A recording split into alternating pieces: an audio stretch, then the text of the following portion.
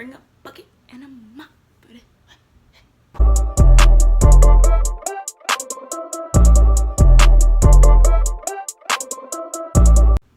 Hey guys, welcome back to the channel. It's LATV baby. Y'all know the vision. It's Friday, so you already know it's a new LATV video. I don't know if y'all noticed, but we've been trying to keep a schedule, so every Friday get ready for our new videos. So how are y'all today in this week? Because I know for me, since school started, I've already become stressed. And I don't know about y'all, because I know it depends on what school everyone goes to. Some people started last week, some people started 2 weeks ago, some people haven't even started yet. But for me, I started school this Monday, and it was my first week in college, and I'm basically already stressed, and the week isn't even done yet. So me and Abby decided to basically do a video that pertains to everyone's struggle right now. Well, not everyone's, but all students struggle right now. We basically wanted to do videos where we could help you guys out with the tips and tricks that we've learned throughout the years. We're only freshmen in college. We're not super experienced, but everybody has their different experiences. So we've learned and grown and created our own little things to help us throughout school. And me and Abby aren't failing students, we have pretty good grades. So Abby more than me, because she takes really hard classes and she still passes. I don't have dumb classes or gifted classes. I'm in that middle, and I still pass everything.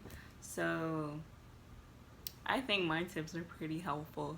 So if you are interested or just curious on what we have to say on basically surviving high school / college, then stick around for this video. So you guys, I'm basically just gonna have 3 major tips to basically surviving high school / college. I can't really say college because I haven't been in college long enough to say this is what you have to do, but it still applies to college students or maybe middle school students. It's just tips on how to survive school in general. So my first tip for today is basically gonna be social. And what I mean by that doesn't mean make friends and love everyone and whatever. It doesn't mean that. It just means put yourself out there in terms of you don't have to make friends, but you could still talk to your classmates. You can make group chats. And I know this one is gonna be no, but you have to be nice to your teachers. What? The reason I say this is because there's the difference between a student who constantly disrespects his or her teachers, and when it comes down to it and they need their teacher to be understanding and whatever, the teacher might not even be heartwarming and as caring and nice as you might want them to be, because teachers are still humans. If someone is constantly disrespectful to you, interrupting you, being rude to you, and they ask you for a favor, are you gonna actually do it? There's also the student who pays attention in class, answers the teacher's questions when the teacher asks, does all their homework on time, their classwork on time, and even volunteers for small things like donating hand sanitizer to the teacher or tissues, even cleaning up desks after class. If you're that student and something happens and you need a teacher to extend a deadline for you, or if you need a teacher to bump your grade a little bit, you're most likely going to be more considered than a student who's constantly rude and disrespectful to the teacher. So I'm not saying if a teacher is rude to you, because I definitely know and have those experiences where teachers are just blatantly rude and disrespectful. I'm not saying you have to be a teacher's pet and like constantly love them or whatever, in the end, like, they are the person who controls your grades, and your grades last longer than like a relationship with a teacher, you know? So if you just have to like suck it up in a sense and like just deal with them for the year or semester or whatever, and in the end you get a good grade, I think that's more worth it than trying to be like rude and disrespectful to an adult, first of all, and secondly, it could be someone's mom or wife or like sister or whatever. So that's like a sub part of, you know, my be social.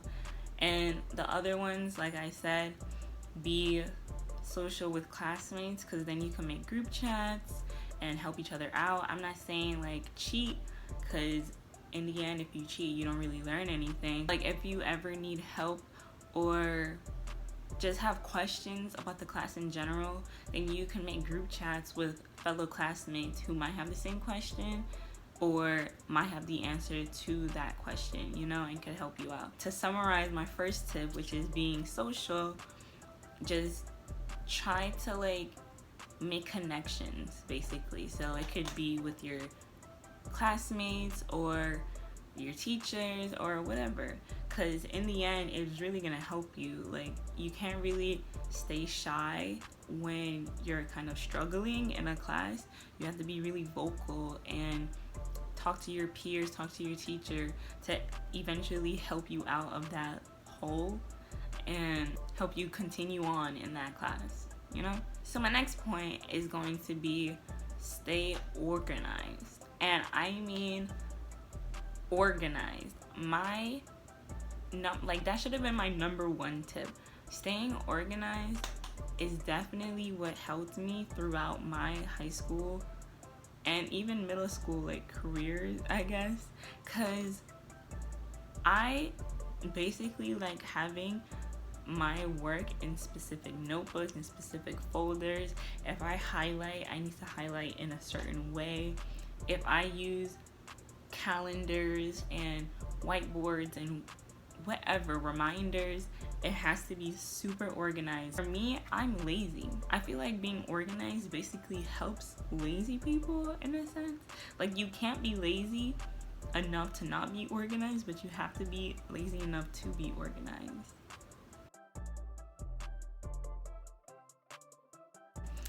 And what I mean by that is that when I look at my calendar, I want to just see what I have to do today. I don't want to have to go through 5 different websites and 5 different classes to finally find one assignment, you know? I just want to be able to get ready to do my homework and just see it in front of me. I want to be able to see what I have to do today, tomorrow, and so on and so forth. So what I like to do is keep a whiteboard. A whiteboard is absolutely my number one thing. A whiteboard, a calendar, and mix those two together, get that whiteboard that has the calendar, you know, that's even better. Because I feel like if you can write down all your due dates, all your assignments, all your tests, say for example, I've been assigned 3 things on the same day. If one thing is due on Friday and one thing is due on Saturday and then the other is due the following Monday, obviously you're going to do the one that's due on Friday first. So that calendar is just going to tell you, like, I was assigned all this work on this day, but this is due this day, this is due this day. And so it could just help you prioritize, because that's honestly the number one thing that you can do is stay organized so that you don't fall behind, you stay on top of things. If you have questions about things, you could just go to the teacher before the due date. So to summarize my second point, which is basically just stay organized as much as possible. You can use a calendar, an agenda, a whiteboard. You can even use post-it notes that are colored, and you can use each color for each class. You can use Google calendars, you can use the calendar on your phone, you can use reminders, anything to help you stay organized and on top of things. There's no con to staying organized and on top of your things. And the third and final tip that I have for you guys is that you guys have to stay focused. It does not matter what grade you're in, doesn't matter who you are, whatever, you have to stay focused. And that means in class, when the teacher's talking, when you're doing your homework, whatever. And I know I'm gonna come off as the world's biggest hypocrite for this one, because I cannot stay focused to save my life. Like, I even procrastinated on doing this video. I know that it's really hard to stay focused. That's really what is important when it comes to trying to learn something new in class. Honestly, my third and final tip has to be stay focused at all times. Even when you're home or at school, even if you play a sport, you have to stay focused on what you're doing, right? So just apply that in your schoolwork and you should be fine. So guys, that's been my 3 main tips on how to survive high school / college. These tips are really important, because without them, like, you really aren't gonna succeed in a sense. Like, I believe that you guys are smart, so you really can't be passing school without doing at least one of these 3 tips, you know? So I honestly hope the best for you guys. I hope this video helps. If it does, don't forget to like, comment, and subscribe, and turn on that post notification so you can be notified on any upcoming videos that we are gonna upload on this channel. Even though I just told y'all, every Friday, look out for us. But it's been Lou and Abby coming at you.